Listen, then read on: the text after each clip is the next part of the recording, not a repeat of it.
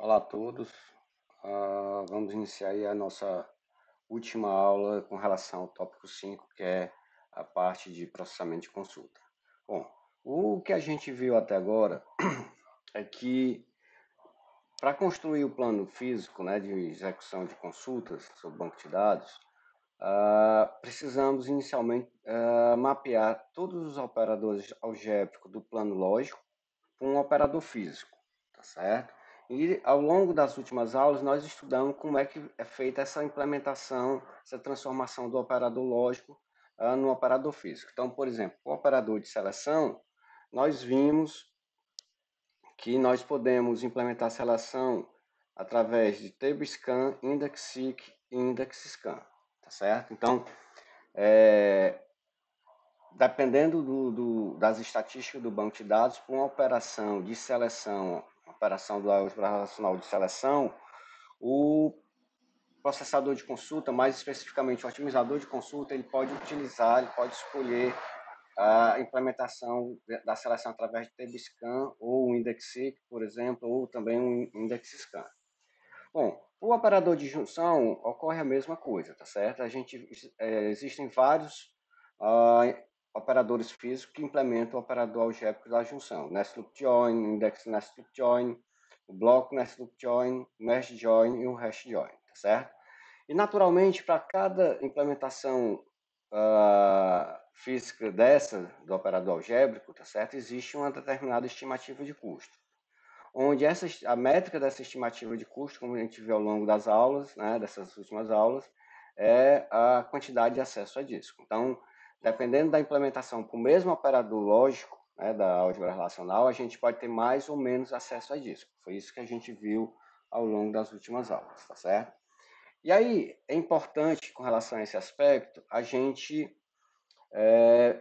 investigar a operação de junção. Por quê? Porque a operação de junção ela é uma operação binária. Né? Se ela é uma operação binária, significa o quê? Que ela só tem dois operandos, tá certo? Não existe operação de junção, uma implementação física da junção que trabalhe com três operandos ou quatro operandos. São sempre dois operandos. E aí surge uma consulta como essa, né? Vocês podem estar se questionando, onde nessa consulta eu tenho o quê? Tem uma junção expressa aqui na minha consulta SQL que envolve o quê? Quatro tabelas. Tabela line item, a tabela part sup, a tabela part e a tabela supplier. Bom, aí parece uma contradição. Bom, a operação é binária, mas na linguagem SQL eu posso fazer a junção de quatro tabelas. Na realidade, o que acontece é o seguinte: eu expresso na minha consulta SQL essa junção entre quatro tabelas, expresso através da cláusula where, por exemplo, as condições de junção das junções destas tabelas, tá certo? E o que vai acontecer na prática é que o otimizador de consulta, tá certo? Ele vai transformar essa operação, essa junção aí expressa através de quatro tabelas na linguagem SQL numa sequência de junções de duas tabelas. Por exemplo, então aqui no primeiro exemplo, eu vou fazer primeiro a junção de line item com part sup, o resultado disso vou fazer a junção com part, e o resultado dessa junção eu vou fazer com supplier, tá certo? E aí eu posso ficar mudando a ordem das tabelas dentro dessa sequência de junções de duas tabelas, tá certo? Então, se isso é verdade, então o número máximo que eu tenho para esse caso aí de quatro tabelas, né, de possíveis sequências de junções de duas tabelas, vai ser o quê? De 24 ordens de execução diferentes, tá certo? Essas 24 ordens de execução diferentes é o que a gente chama do espaço de busca. Por quê? Porque eu tenho essas 24 ordens de execução, tá certo? E o otimizador de consulta ele tem que se encarregar de quê? De escolher a mais eficiente, tá certo? Então, esse problema é o que a gente chama de o problema de ordenação da junção ou enumeração da junção, tá certo? Que ele é definido da seguinte forma: eu vou pegar uma junção de n tabelas, tá certo?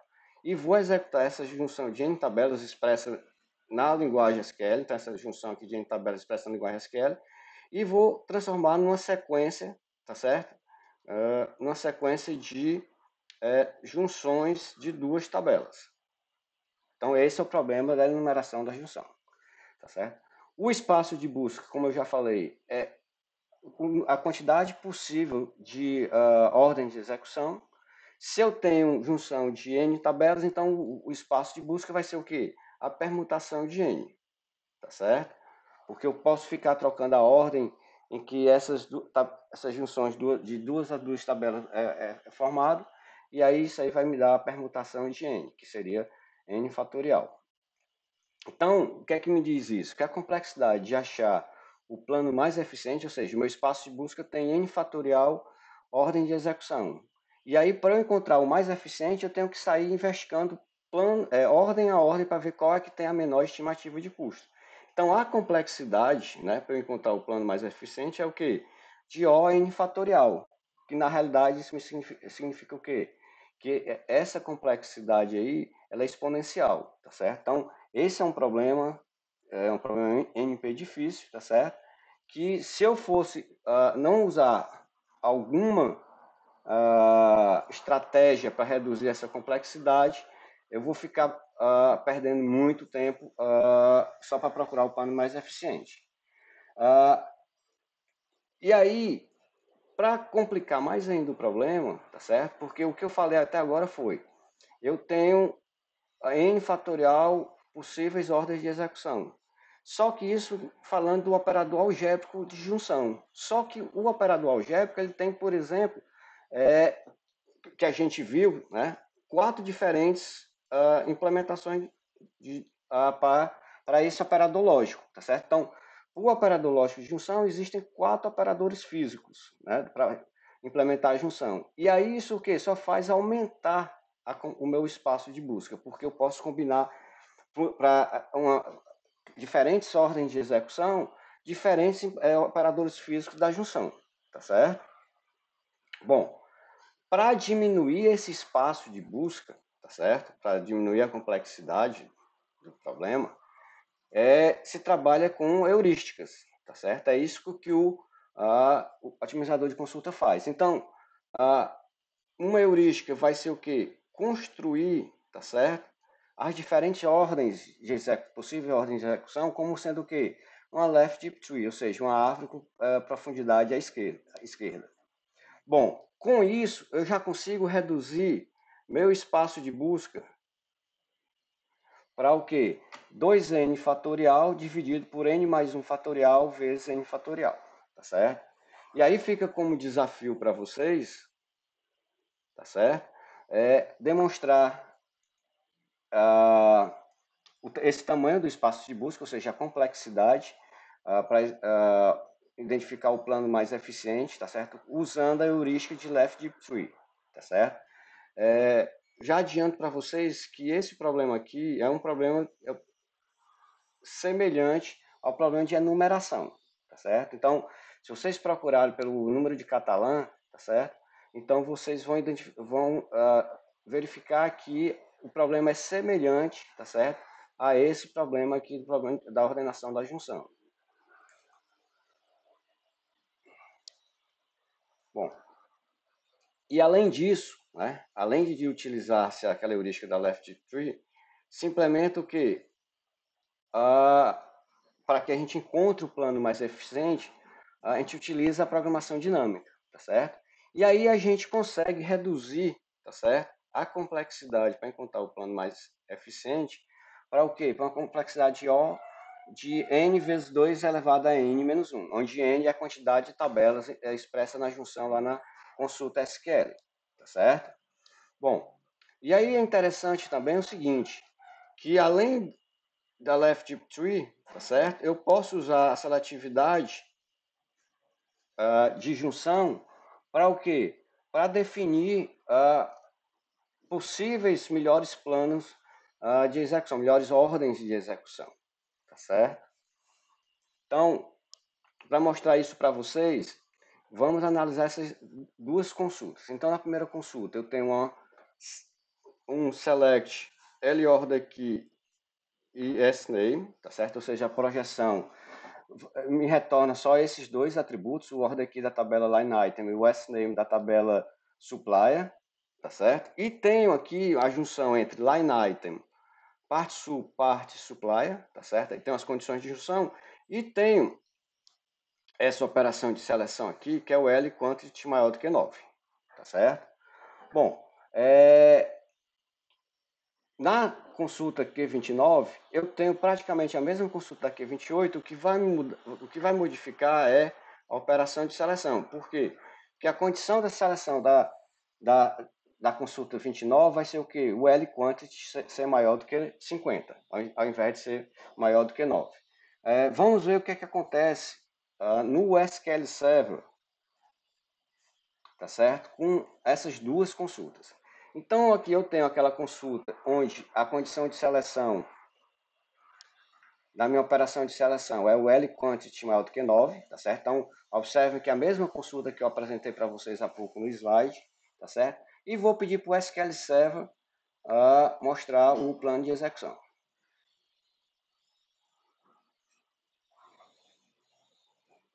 Então aqui é porque, como eu marquei só o L quantity, ele estava tentando gerar o plano de execução só para essa operação, essa condição. Pronto, agora ele vai gerar. Então aqui, observe o seguinte. Deixa eu tentar só subir isso aqui. Pronto. Então aqui, ó, se você olhar para o plano de execução, a ordem definida pelo SQL Server nesse caso foi o quê? Primeiro ele montou a left deep tree, tá certo? Fazendo primeiro a junção de supplier com part sup. O resultado disso, aqui na parte superior, ele está fazendo com a tabela part. Não sei se vocês estão conseguindo observar aqui, na tabela part, tá certo? E o resultado disso ele está fazendo com quem? Com line item, que é a tabela que está mais aqui embaixo, tá certo? Então vejam que a última junção da left deep tree está sendo com quem? O resultado das outras junções anteriores, né? Com a tabela line item. Se eu for para a consulta, onde a condição de seleção agora é o L quantity maior do que 50, olha que foi gerado aqui pelo SQL Server.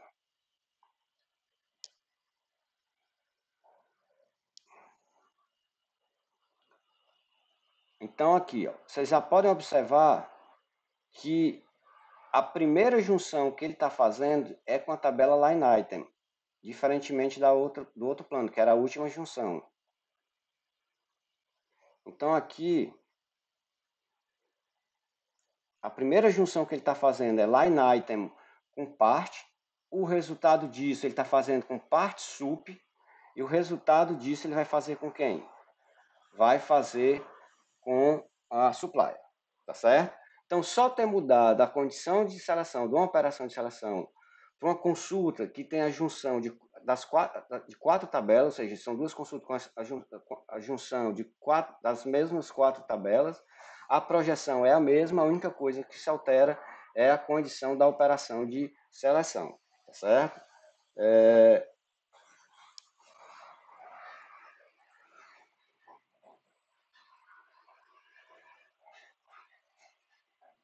Então,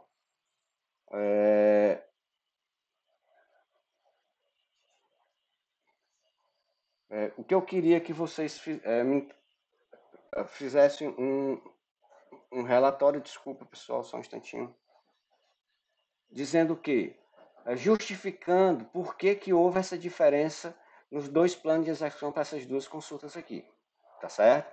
Então vocês observaram que a ordem de execução é diferente, né, da junção, e quero que vocês justifiquem por que houve essa alteração na ordem de execução, o que foi que fez, que influenciou e por quê, né?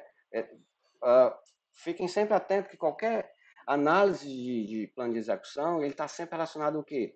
Com a quantidade de acesso disso. Se ele mudou o plano a ordem de execução da junção, é porque com aquela ordem que ele escolheu, ele está avaliando que vai ter menos acesso a disco. E aí eu quero que vocês justifiquem por que isso. Bom, Então, isso aqui é um slide que a gente já viu. E para finalizar, então, essa parte de processamento de consulta, durante a execução da consulta, tá certo? O otimizador de consulta, ele pode tirar proveito, tá certo? Para otimizar a consulta. De que forma? A gente viu, então, por exemplo, se eu olhar esse slide aqui anterior, tá certo? Então, o que é que acontece aqui, ó? Nesse plano de execução, eu tenho aqui a primeira junção é a junção entre part e line item, tá certo? Desculpa. Então, aqui está a junção de part com line item.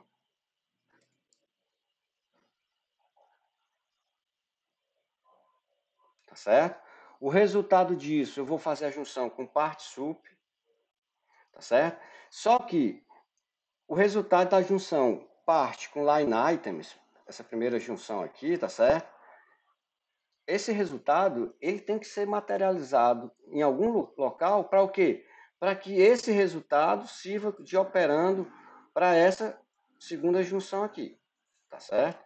Então, eu tenho dois operandos, um é a tabela part sup, tá certo? E o outro é o resultado da junção de part com line item.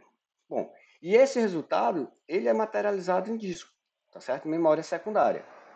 Bom, além de ocupar espaço em disco, tá certo? A gente tem uma característica aqui desse operador de junção, que é o hash join, que é o algoritmo stop and go. Por quê? Porque primeiro ele tem que ler as tabelas. Então, por exemplo, no caso aqui, ó, por que ele é stop and go? Porque primeiro ele vai particionar a tabela line item, que já que é um algoritmo, um hash join. Depois vai particionar part, tá certo? Depois vai executar a junção entre cada partição. E a partir daí só é que ele vai poder o quê? Gerar resultado para a próxima junção. Tá certo?